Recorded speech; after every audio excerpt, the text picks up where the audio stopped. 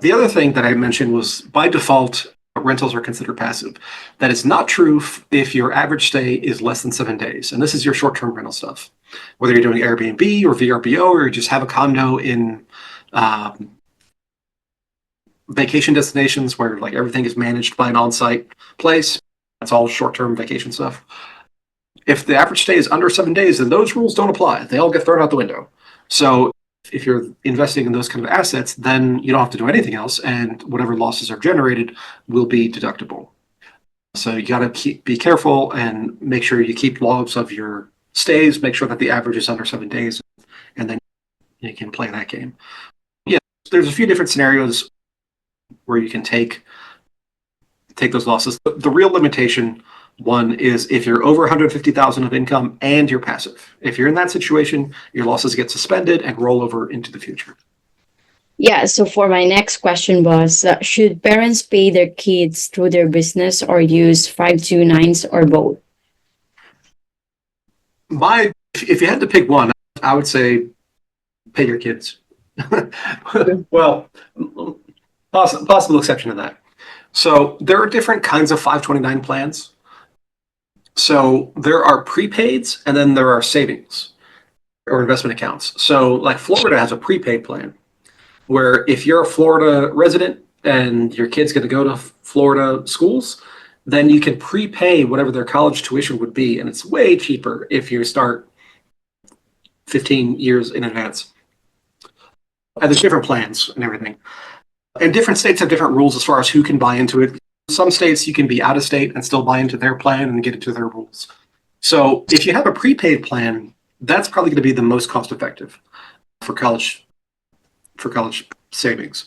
And like Florida will pay another state an equivalent amount of what they would have paid to a Florida school. So there's things like that to navigate.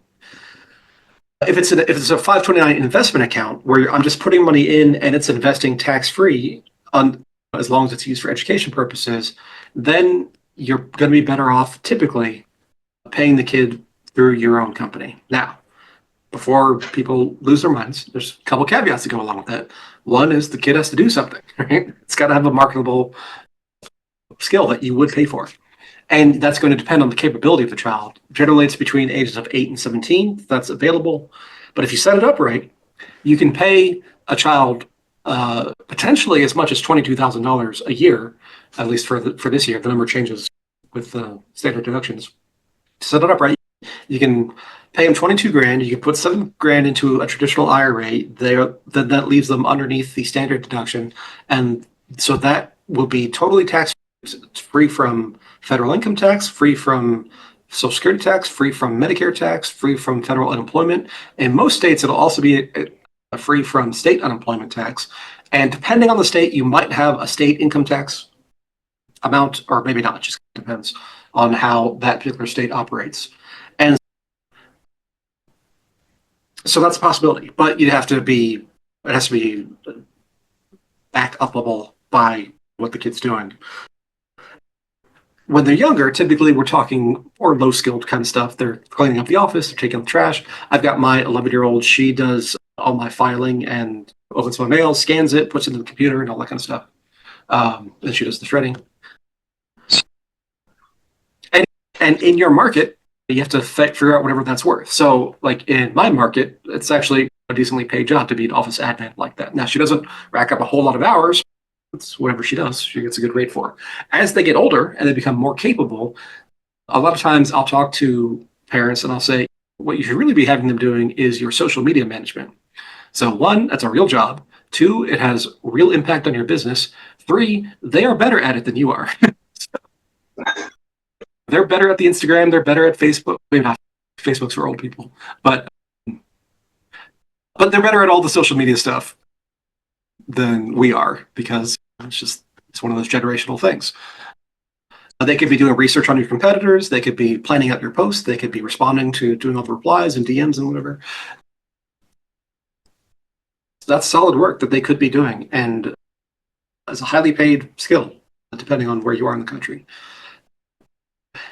If you do that, now you have a tax-free way that's a deduction to your company, is tax-free to them, and is able to shift a good amount of that income over and creates creates that tax savings. And on top of that, the biggest pushback I get when I talk to people about putting their kids on payroll is like, I don't want to pay my kid 15 grand or 10 grand or whatever the number is. And my point is that you're doing it anyway. So there's no kid who is free.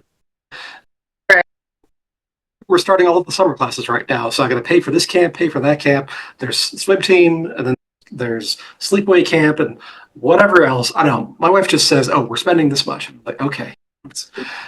They have a great time. So that's all good. It's expensive, right? So instead of the parent paying for it, the kid pays for their own stuff. And that's how you're able to get the tax deduction and make good use of that money rather than just handing your kid like $10,000 or whatever. Because you're still the parent, you're still in control of the funds.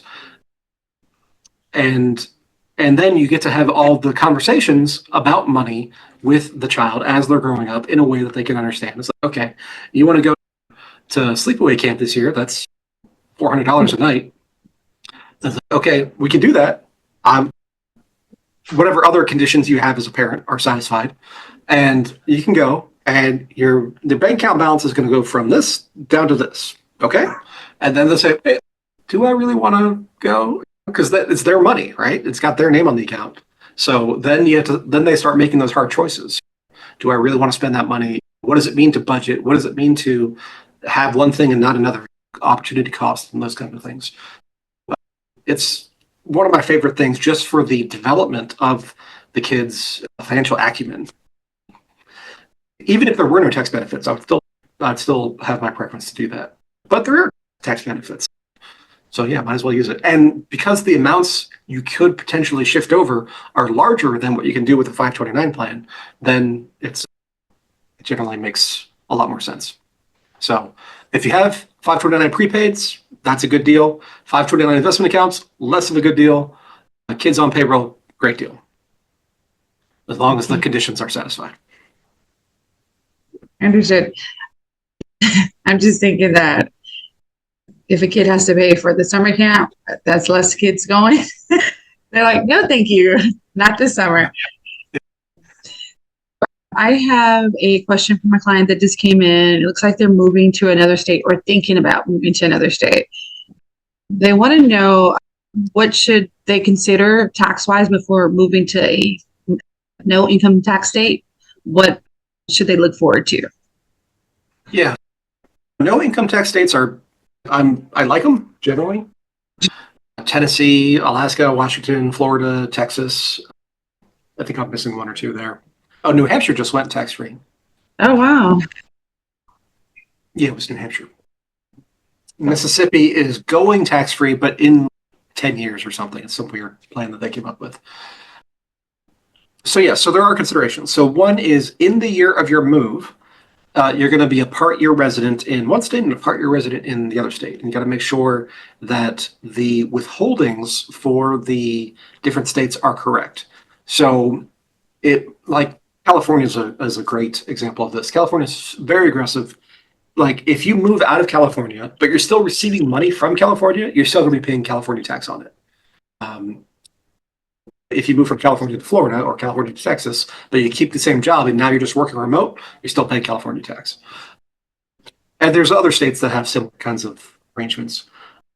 Usually, if you're in two states, your home state will give you a credit for the tax you pay in the other state, and that'll reduce your home state tax. So if you're in New York and Connecticut or something like that. However, if you're in a tax-free state, there are no taxes on the other side.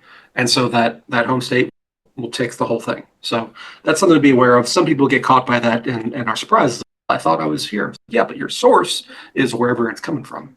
If you're getting a new job and that new job is in the new place without taxes, then that's fine.